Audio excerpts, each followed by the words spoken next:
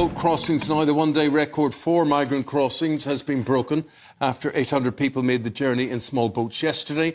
Now, this comes as the think tank Institute for Public Policy Research warned that the government's lack of action on migration risks creating a perma-backlog. Let's find out more from our political correspondent, Olivia Utley.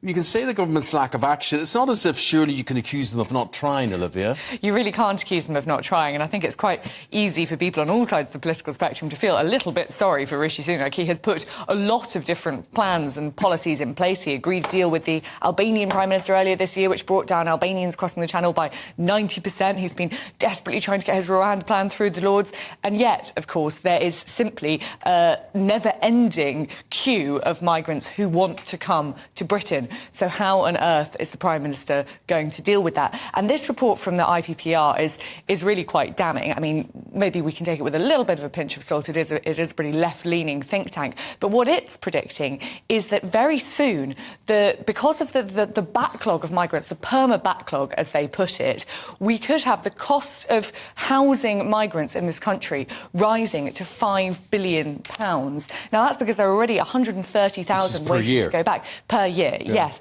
So essentially what you've got is a situation where the government just can't remove migrants as quickly as they are arriving. So even if you go by the government's own assumptions, which are pretty optimistic, that eventually they'll be able to bring 500 migrants per month to Rwanda, you are still going to be having sort of 500 a day coming into the UK, which means that there are going to be a lot of people waiting in limbo, because by UK and international law, they can't just be sent back to their home countries. Or in their words, a perma-backlog.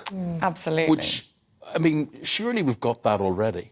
I mean, we do have that already. The IPPR is just pointing out that perhaps Rwanda isn't the silver bullet that the government is saying that it will be. They say that once we've got this plan to send back all migrants straight back to a third country without having to have the long hearing process, that will solve the problem. But of course, even, Rwanda doesn't have endless space to take more people. So even if they're managing to send back 500 a month, which was really at the upper end of the predictions, then still you're going to have this issue. On the subject of space, you say Rwanda has maybe got the space or whatever, but what about time?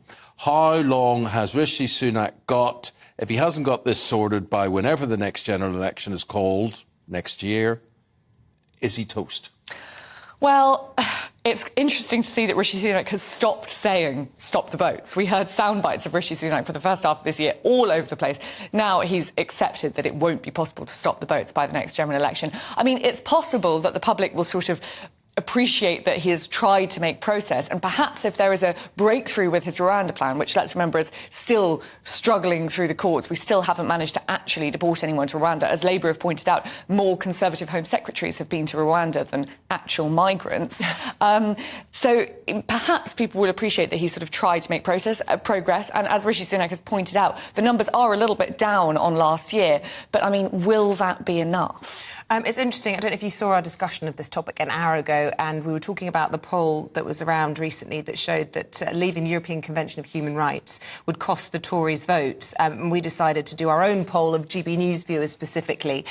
We asked, should we scrap the ECHR? And 82% of people on Twitter, GB News viewers and listeners this morning, saying we absolutely should. So actually, I think only a quarter of the public are in favour of this, and indeed Conservatives saying they wouldn't vote Conservative if we did. But interesting to see 82% of our poll this morning in favour. It's really interesting, and I think we're seeing quite a lot of Conservative MPs moving to that way of thinking as well. I've spoken to sort of former policy makers, people like Nick Timothy, who was big in Theresa May's government, or Lord Frost, saying that they think it's time to leave the ECHR, simply because trying to get the Rwanda legislation through while that ECHR legislation is in place is sort of one step forward, two steps back. So I think that GB News viewers are probably in line now with quite a lot of Conservative MPs and actually a few cabinet ministers.